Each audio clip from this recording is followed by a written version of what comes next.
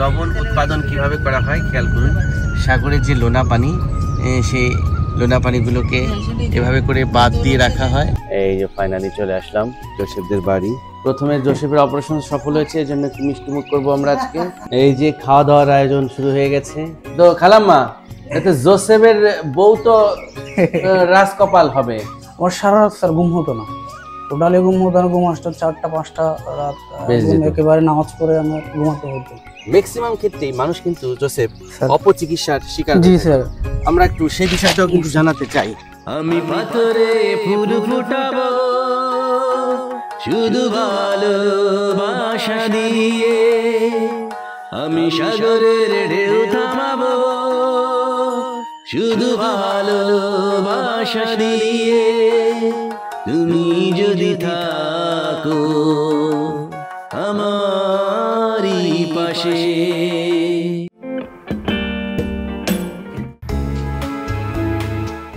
এই হচ্ছে আমার পেশেন্টস ফলোআপ ইন হাউজের টিম, এবং যথারীতি আমরা এবার রওনা হয়েছি কক্সবাজারের চকরিয়া থানার মাইজপাড়া নামক একটি গ্রামের উদ্দেশ্যে।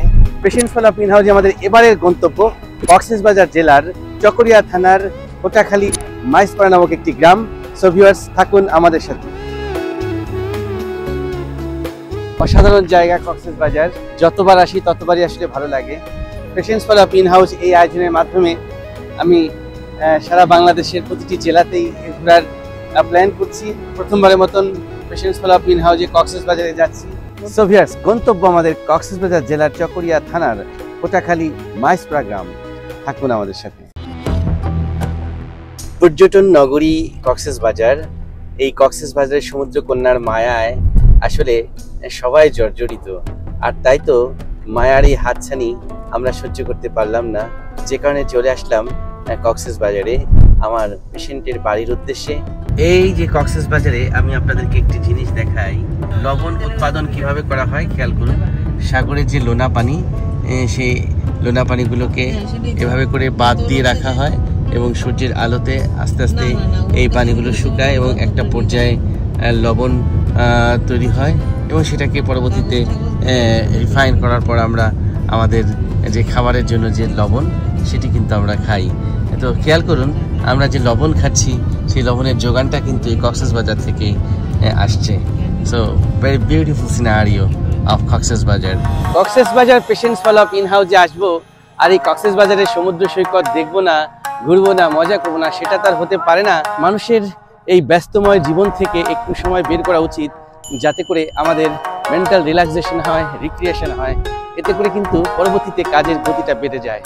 আর এই যে সমুদ্র সৈকতে এখন আমরা মুক্ত বাতাসের মাঝে আছি, এখানে যে পর্যাপ্ত অক্সিজেন রয়েছে, এটা কিন্তু আমাদের শরীরের জন্য অনেক বেশি প্রয়োজন। আর একটি বড় উপকারিতা হচ্ছে সমুদ্রে আসলে, এখানে আসার পর এই যে আমরা সমুদ্রের লোনা পানিতে যে সাঁতার কাটি, এতে করে আমাদের যে ফিজিক্যাল এক্সারসাইজ হচ্ছে, আমাদের প্রত্যেকটা অঙ্গ জয়েন্ট এটা কিন্তু ভালো থাকছে, শরীরে ব্লাড সার্কুলেশনটা বাড়ছে।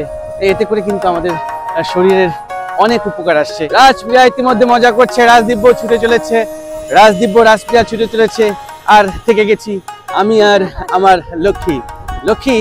আজকে এই সমুদ্রের জলে আমরা মজা করব অনেক, এবং এই স্মৃতিটুকু পেশেন্টস ফলোআপ ইন হাউজের রঙিন পাতায় একদম স্বর্ণাক্ষরে লেখা থাকবে। আর যেহেতু আজকে একটি স্পেশাল দিন, এই স্পেশাল দিনটা আসলে পেশেন্টস ফলোআপ ইন হাউজে যুক্ত হয়ে গেল। আপনারা সবাই জানেন আজকে হচ্ছে আমার ম্যারেজ ডে। আমরা 13টি বছর ভালোবাসার বন্ধনে নিজেকে দুজনকে আটকে রেখেছি। তো এই বন্ধনটা যাতে সারা জীবন অটুট থাকে, আমৃত্যু, সেই প্রার্থনা আপনারা সবাই করবেন। আর এই সাগর পাড়ে এসে আমার সেই গানটি গাইতে ইচ্ছে করছে। আমি পাথরে ফুল ফুটাবো শুধু ভালোবাসা দিয়ে, আমি সাগরের ঢেউ থামাবো শুধু ভালোবাসা দিয়ে, তুমি যদি থাকো আমারই পাশে। ও মনে মনে যারে খুঁজে চলি আমি, জানি না তো কোথায় আছো সেই তুমি, ডাকো কাছে ডাকো, সাথী হয়ে থাকো। থাকো এই জীবনে। আমি পাথরে ফুল ফোটাবো শুধু ভালোবাসা দিয়ে, আমি সাগরের ঢেউ থামাবো শুধু ভালোবাসা দিয়ে। ও ঝিকিমিকি তারা জালে আর নেভে, কাটে না যে সময় তোমায় ভেবে ভেবে, কবে দেখা দেবে কাছে টেনে নেবে এই ভুবনে। আমি পাথরে ফুল ফুটাবো শুধু ভালোবাসা দিয়ে, আমি সাগরের ঢেউ থামাবো শুধু ভালোবাসা দিয়ে। তুমি যদি থাকো আমারই পাশে। এই যে এত দূর থেকে যখন রোগীরা আমার চেম্বারে যায়, আমার ভাবতে সত্যি অবাক লাগে যে কতটা অসহায়ত্বের মধ্যে থাকলে, কতটা কষ্টের মধ্যে থাকলে মানুষ এত দূর দূরান্ত থেকে ছুটে যায় রাজধানী ঢাকায়। তাদের এই কষ্ট, তাদের এই দুর্ভোগগুলো মূলত একটু দেখতে চাই, জানতে চাই। আর এই জানতে এবং দেখতে চাওয়ার জন্যই কিন্তু আমার patients follow up in house একটি প্রত্যন্ত অঞ্চলে আমরা এই মুহূর্তে প্রবেশ করেছি। এই যে ফাইনালি চলে আসলাম জোসেফদের বাড়ি। আমাদের বাড়িতে মোটামুটি সবাই আপনার অনেক পাগলা ফ্রেন্ড, সবাই চিনবে। খালাম্মা, আসলে ঘুরতে ঘুরতে চলে আসলাম আপনাদের বাড়িতে। প্রথমে জোসেফের অপারেশন সফল হয়েছে, এই জন্য একটু মিষ্টিমুখ করবো আমরা আজকে। হ্যাঁ, মাই ডিয়ার ব্রাদার জোসেফ, তোমার ম্যাডাম তোমার জন্য এই যে পাঞ্জাবিটা। Thank you sir, thank you ma'am. আর খালাম্মা, এই শাড়িটা আপনার বৌমা কিনছে আপনার জন্য। এই patients follow up in house এই আয়োজনটি করি আমার পেশেন্টরা যারা ইতিমধ্যে আমার অধীনে চিকিৎসা গ্রহণ করেছে, সার্জারি করেছে, তাদের দেখভাল করার জন্য মূলত আমি আসি এই আয়োজনটির মধ্য দিয়ে তাদেরকে দেখি। তো আজকেও যথারীতি জোসেফের যে আমরা অপারেশন করেছিলাম সেই যে 2024 সালের মার্চ 19 তারিখ, ডেটটা একদম মনে আছে না? তো কেমন আছে জোসেফ, কেনই বা আমরা অপারেশন করেছিলাম, কি অপারেশন করেছিলাম, সেটার A to Z খুঁটিনাটি আজকে আমরা আমাদের এই আয়োজন থেকে তুলে ধরবো। ঠিক আছে, অবশ্যই সো ভিউয়ার্স থাকুন আমাদের সাথে। এই যে খাওয়া দাওয়ার আয়োজন শুরু হয়ে গেছে। আসলে কক্সবাজারে বহুবার আমি এসেছি, যতবার এসেছি প্রতিবারই আসলে বিভিন্ন হোটেলে খেয়েছি, রেস্টুরেন্টে খেয়েছি, কিন্তু এবার কক্সবাজারের খাওয়াটা একটু ভিন্নধর্মী হচ্ছে, কারণ আমার পেশেন্টসের বাড়ি, এটা জোসেফ নিজের হাতে কিছু খাবার এখানে রান্না করেছে। জোসেফ স্যার, তুমি কোনটা কোনটা এখানে রান্না করেছো? আমার হাতে ছাগলের মাংসটা। হ্যাঁ, ছাগলের মাংস কোনটা? এটা এই যে খাসির মাংস রান্না করেছে মিস্টার জোসেফ। আর হচ্ছে পেশেন্টস ফলো আপে যতবার গিয়েছি হাঁসের মাংস। তো এটা একটু স্পেশাল হয়ে গেল যে আমার পেশেন্ট সে নিজেই বাবুর্চি, সে নিজেই রান্না করেছে হাঁসের মাংসটা। তো তোমার এই যে রান্না বাড়ার অভিজ্ঞতাটা কিভাবে হলো? স্যার মূলত হলে ছিলাম 8 বছর। ও, বিশ্ববিদ্যালয়ে পড়াকালীন সময়ে তুমি হলে থাকা অবস্থায় রান্না বাড়া শিখে ফেলেছো? জি স্যার। বাহ, ফ্যান্টাস্টিক। তো খালাম্মা, এতে জোসেফের বউ তো রাজকপাল হবে। এটা হাঁসের মাংস রান্না করেছে, খাসির মাংস রান্না করেছে, এখানে বিভিন্ন টাইপের ভর্তা আছে, ডিম আছে, শুটকি আছে, যেহেতু শুটকির রাজ্য হচ্ছে কক্সবাজার, তো শুটকির ঘ্রাণটাও চলে এসেছে। সামুদ্রিক মাছের কিন্তু অনেক গুণাগুণ রয়েছে, এখানে প্রচুর পরিমাণে ওমেগা 3 আছে। হ্যাঁ, ওমেগা 3 যে ফ্যাটি অ্যাসিড, এটা আমাদের শরীরের জন্য অত্যন্ত উপকারী। হ্যাঁ, তো বিশেষ করে হার্ট ভালো রাখার জন্য কিন্তু ওমেগা 3 ফ্যাটি অ্যাসিডের কোনো বিকল্প নেই।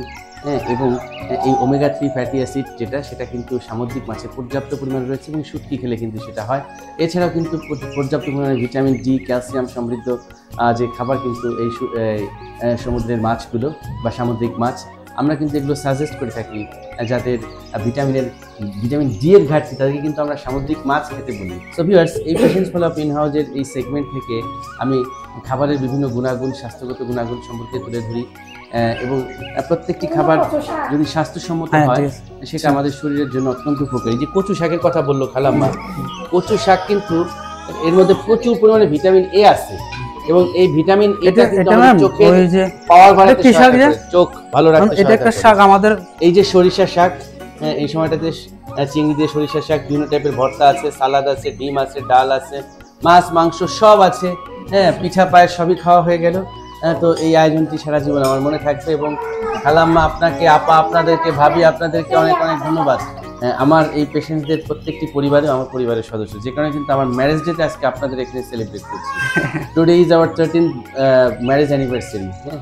13 বিবাহবার্ষিকী। হ্যাঁ, 13 বছর বিবাহবার্ষিকী।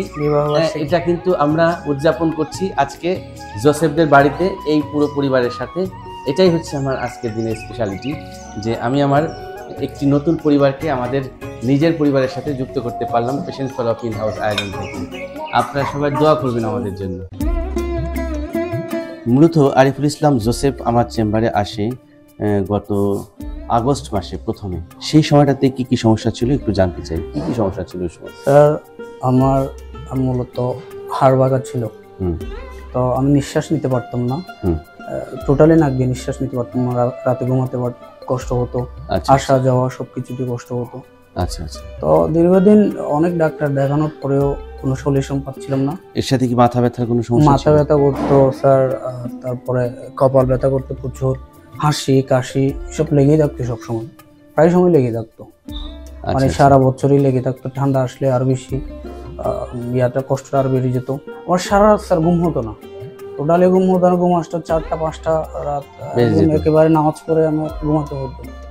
তো উঠতাম 12টা 1টার দিকে। এখন 11টা 12টায় ঘুমালে যখন ঘুমে যায় আধা ঘন্টার ভিতরে ঘুম চলে আসছে, 20 মিনিটের মধ্যে। আচ্ছা আচ্ছা। মানে এই জিনিসটা আমার কাছে আল্লাহ থেকে প্রদত্ত মনে হচ্ছে এখন। আমি যে কষ্টটা পেয়েছিলাম স্যার 10-12 বছর ধরে, যে ঘুমাতে পারতাম না, হাসি কাশি, সকালে উঠলে স্যার একখানা হাসি দিতাম অনেকগুলা, মানে 100 থেকে 20-50টা একসাথে হাসি দিতাম। আমরা একটু প্রথমে তার নাকটাকে একটু দেখি কি অবস্থায় আছে বর্তমানে। এই যে আমরা খেয়াল করছি জোসেফের নাকের ভেতরে পার্টিশনটা একদম সোজা, একেবারেই সোজা। তার নাকে পলিপ ছিল, নাকের হাড় বাঁকা ছিল, মাংস ফোলা ছিল, সাইনোসাইটিস ছিল।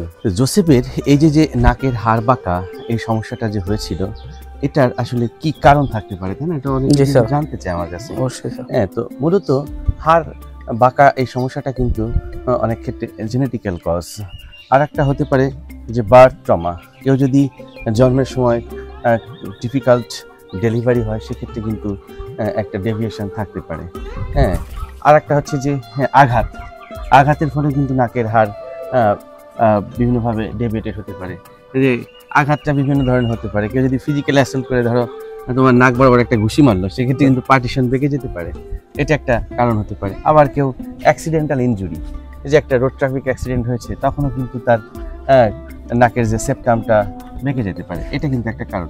এরকম কি কোনো ইতিহাস আছে? না, এরকম এটা আমার স্যার জন্মগত সমস্যা। জন্মগত, অর্থাৎ শুরু থেকে এটা। সো তোমার ক্ষেত্রে এই নাক বাঁকার কারণ ছিল হচ্ছে জেনেটিক্যাল কজ। এই যে নাকের হাড় যে বাঁকা, ঠিক আছে, এটাকে বলা হয় ডিএনএস, মানে হচ্ছে ডেভিয়েটেড নেজাল সেপ্টাম। অর্থাৎ মাঝখানে যে সেপ্টাম থাকে সেটা যেহেতু ডেভিয়েটেড বা বেঁকে গিয়েছিল, যে জন্য এই কন্ডিশনটির নাম হচ্ছে ডিএনএস। এবং মাংস যে ফোলা, এই কন্ডিশনটাকে বলা হয় HIT, মানে হাইপারট্রফি ইনফিরিয়র টার্বিনেট। তো আমরা যখন জোসেফের এই সমস্যাগুলোর কথা শুনি, যে তার নাক বন্ধ থাকে, মাথা ভার থাকে, হাসি দেয়, ঘন ঘন হাসি, রাত্রেবেলা ঘুমাতেই পারে না, তখন কিন্তু আমরা তার পুরো জিনিসটাকে চেক আপ করি। চেক আপের একটা পার্ট কিন্তু ছিল সিটি স্ক্যান, মনে আছে? আমি একটা সিটি স্ক্যান করিয়েছিলাম, CT scan of the PNS, মানে প্যারানাজাল সাইনাসেস। এই যে প্যারানাজাল সাইনাসেস, এই কথাটার অর্থ হচ্ছে যে নোজ, এই নাকের চারপাশে কতগুলো প্রকোষ্ঠ থাকে। প্রকোষ্ঠর বাংলা হচ্ছে মানে ফাঁপা জায়গা, ঠিক আছে? আমাদের মানব দেহে এই যে মুখমণ্ডল, এই যে নাক, এর চারপাশে 4টি সাইনাস থাকে। আমি একটু দেখানোর চেষ্টা করছি। এই যে এই সাইডে এটাকে বলা হয় maxillary sinus, left maxillary sinus, right maxillary sinus. এই কপালের দিকে থাকে ফ্রন্টাল সাইনাস, নাকের একদম ভিতরের দিকে থাকে এথমোইডাল সাইনাস, এবং আরও ডিপে থাকে স্পিনাল সাইনাস। এই সাইনাসগুলোর কাজ কি জানো?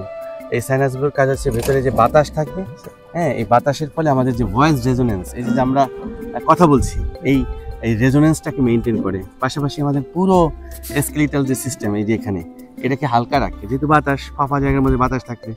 তো যেহেতু এই যে তুমি একটা কথা বলেছিলা যে আমার মাথা ভার হয়ে যায়, তাই জি না? স্যার, জি তো মাথা কেন ভার হইতো? কারণ এই সাইনাসের মধ্যে বাতাস না থেকে ওর ছিল পলিপ, জি স্যার। এবং সিক্রেশনস জমা ছিল, যার কারণে কিন্তু পুরো জায়গাটা ব্যথা করতো। তো আমরা যেহেতু সাইনাসটাকে ক্লিয়ার করেছি, যে কারণে কি মাথা ব্যথা কি এখন আর আছে? না, এখন মাথা ব্যথা এই কারণে নাই। তাহলে ও সাইনাসের মধ্যে কি হয়েছিল সেটা একটু জানাতে চাই। এই যে আমি সাইনাস সম্পর্কে জানাচ্ছি, আবার পাশাপাশি জোসেফকে নিয়ে এই যে এই জায়গাটার নাম কি ছিল জোসেফ? স্যার এটা কোটাখালী মাইজপাড়া, কোটাখালী মাইজপাড়ার এই যে রেল লাইনের পথ দিয়ে হাঁটছি। তো রেল লাইনের পথ দিয়ে হাঁটতে হাঁটতে এখন এই মুহূর্তে সাইনাস নিয়ে আলোচনা হচ্ছে। তো আপনারা সাইনাস সম্পর্কে আশা করছি আজকের এই আলোচনা থেকে অনেক কিছু জেনে যাবেন। তো এই সাইনাসের মধ্যে মূলত ওর বাতাসটা রিপ্লেস হয়ে পলিপ বাসা বেঁধেছিল, এবং এই পলিপ এবং সিক্রেশন বা সাইনোসাইটিসের কারণে তার মূলত মাথা ব্যথা ছিল। আমরা তার নাকের হাড় বাঁকা ট্রাবিনোপ্লাস্টির পাশাপাশি ফাংশনাল এন্ডোস্কোপিক সাইনাস সার্জারি এই অপারেশনটি সম্পন্ন করি, এবং এই অপারেশন করার ফলে তার সাইনাসটি এখন একদম স্বাভাবিক হয়ে গিয়েছে। জি স্যার। অর্থাৎ এখন সাইনাসের মধ্যে আর কোনো পলিপও নেই, কোনো সাইনোসাইটিসও নেই, এবং যার ফলে কিন্তু ওর মাথাটা এখন হালকা। জি হালকা স্যার। এখন কি আর মাথা ব্যথা অনেক করে? ভালো, গুড ফিল করি স্যার। গুড ফিল হয়। জি স্যার। সো এটাই কিন্তু আমরা এটা আমি গত 12-13 বছর ধরে এরকম আমি কোনোদিন ফিল করি নাই। আচ্ছা আচ্ছা। সো চিকিৎসা হতে হবে সঠিক, আর সঠিক চিকিৎসার একটি গুরুত্বপূর্ণ পার্ট হচ্ছে রোগ নির্ণয়। জি স্যার। এবং এই রোগ নির্ণয় করার জন্য কিন্তু আমাদের কিছু ইনভেস্টিগেশনের প্রয়োজন হয়, আর সেই ইনভেস্টিগেশন যথাযথভাবে সম্পন্ন করার পরে কিন্তু আমরা ডিসিশন নিয়ে থাকি। যে ডিসিশনটা আমরা নিয়েছিলাম আরিফুল ইসলাম মিস্টার জোসেফের জন্য। ম্যাক্সিমাম ক্ষেত্রেই মানুষ কিন্তু জোসেফ অপচিকিৎসার শিকার। জি স্যার। আমরা একটু সেই বিষয়টাও কিন্তু জানাতে চাই। নাকের ভেতরে একটু মাংস ফোলা দেখলেই সবাই প্রথমে ধারণা করে থাকে তার নাকের মধ্যে মধ্যে পলিপ হয়ে গেছে, কিন্তু ওটা কিন্তু পলিপ না। পলিপ হচ্ছে, আমি এখন যেটা বুঝিয়ে বললাম, এটি সাইনাসের ভেতর থেকে আসে। হ্যাঁ, অনেক সময় দেখা যায় যে নাকের যে টার্মিনেটগুলো আছে সেখান থেকেও কিন্তু পলিপোডাল চেঞ্জ হতে পারে। হ্যাঁ, তো এই জিনিসগুলো কিন্তু বুঝতে হবে। অনেক সময় কিন্তু দেখা যায় যে ওই মাংস যখন নাকের ফোলা দেখে ওটাকে পলিপ মনে করে অনেক কোয়াক যে ভুলটি করে থাকে, তারা এক ধরনের কেমিক্যাল সাবস্টেন্স দিয়ে ওই টার্মিনেটগুলোকে বার্ন করে দেয়, এবং এই বার্ন করার ফলে কিন্তু হিতে অনেক বিপরীত হয়ে যায়। এবং আমি আমার চেম্বারে প্রায় অনেক রোগী পাই যাদের নাকের পার্টিশন ছিদ্র হয়ে গেছে। হ্যাঁ, যাদের এক পার্টিশন আর এক পার্টিশনতে লেগে যে সাইনিকিয়া ডেভেলপ করেছে, অর্থাৎ এখানে একটি অ্যাটাচমেন্ট হয়ে যায়, যে দুই পাশ এভাবে আটকে গেল, অর্থাৎ ল্যাটারাল ওয়াল এবং সেপ্টাম দুটো যদি এভাবে লেগে যায় তাহলে কি দম নিতে পারবে কেউ? না পারবে না। নাকের ঘ্রাণ নষ্ট হয়ে যাচ্ছে, কারণ ওই কেমিক্যাল এজেন্টস আমাদের যে ঘ্রাণের যে সেন্টার, হ্যাঁ, অলফ্যাক্টরি নার্ভ বান্ডেল, সেখানে যদি ক্ষতিগ্রস্ত করে, হ্যাঁ, সেক্ষেত্রে কিন্তু ঘ্রাণটাও নষ্ট হয়ে যেতে পারে। এভাবে কিন্তু অনেকেই অপচিকিৎসার শিকার হয় এবং সারা জীবন তাদেরকে দুর্ভোগ পোহাতে হয়। যে কারণে আমি এই ভিডিওর মাধ্যমে আপনাদেরকে জানাতে চাই যে আপনারা কেউ অপচিকিৎসার শিকার হবেন না। আর এই অপচিকিৎসা থেকে মুক্তি পাওয়ার জন্য কিন্তু আপনাকে চিকিৎসককে নির্বাচন করতে হবে, বিশেষজ্ঞ চিকিৎসককে আপনাকে নির্বাচন করতে হবে, যিনি একজন নাক কান গলা রোগ বিশেষজ্ঞ। এবং আপনি একটু খুঁজলেই পেয়ে যাবেন, আপনার সন্নিকটে কিন্তু আছে। বাংলাদেশে এখন অনেক নাক কান গলা রোগ এবং হেড নেক সার্জন রয়েছে, প্রতিটি জেলাতে রয়েছে, ইভেন উপজেলাতেও কিন্তু রয়েছে। তো সেটা না করে আপনি কেন একজন কোয়াকের কাছে যাবেন, আপনি কেন একজন হাতুড়ের কাছে যাবেন? এই কাজগুলো করা থেকে আপনারা বিরত থাকবেন। আপনারা যদি আমার এই ভিডিওগুলো দেখে একটু সচেতন হন, তাহলে কিন্তু আমার এই ভিডিও করাটি সার্থক হবে। আমার ভীষণ ভালো লাগে যখন আমি আমার এই পেশেন্টস ফলোআপ ইন হাউজে আমার পেশেন্টদের পরিবারের জন্য একটি ভালোবাসার উপহার দেই। সেই উপহার পরে যখন আমাদের সামনে আসে, কি যে ভালো লাগে, আত্মার মধ্যে শান্তি লাগে। দেখতে দেখতে আজকেও সুন্দর কিছু মুহূর্ত আমরা পার করে ফেললাম, এবং সময় হয়ে গেল আমাদের ফিরে যাওয়ার, সেই আবার ঢাকার উদ্দেশ্যে। আবার হয়তোবা ঘুরে ফিরে চলে যাব নতুন কোনো এক অতিথির বাড়িতে, নতুন কোনো পরিবারের সামনে আপনাদেরকে তুলে ধরবো।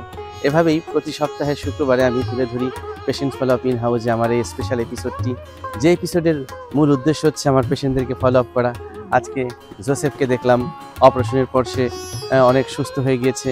আসুন আমরা এই নাক কান গলা রোগ নিয়ে সচেতন হই। আমরা সচেতন হলেই আমরা রোগমুক্ত থাকতে পারবো। আর আমি চাই এই ভিডিওগুলোর মধ্য দিয়ে আপনারা সচেতন হবেন, কারণ এই সচেতনতার পারে আমাদেরকে রোগ ব্যাধি থেকে মুক্তি দিতে। Thank you very much for watching this video.